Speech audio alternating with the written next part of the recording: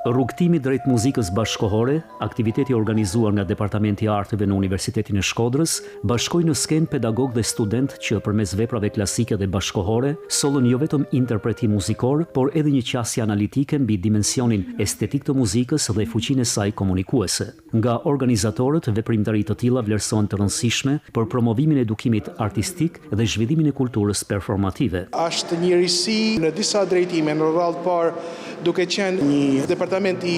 pedagogjisë muzikore, jena mundu me inkludu edhe studentët, jo vetëm pedagog, në mënyrë që edhe studentët e tjerë të shohin se ky program ka jo vetëm mësuesin, por ka edhe performancën që e ndihmon.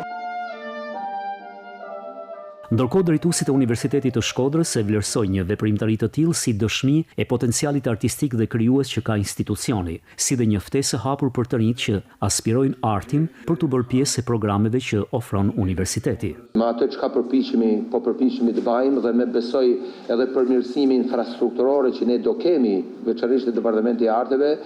të jenë të qartë në zgjedhjen që do t'i bëjnë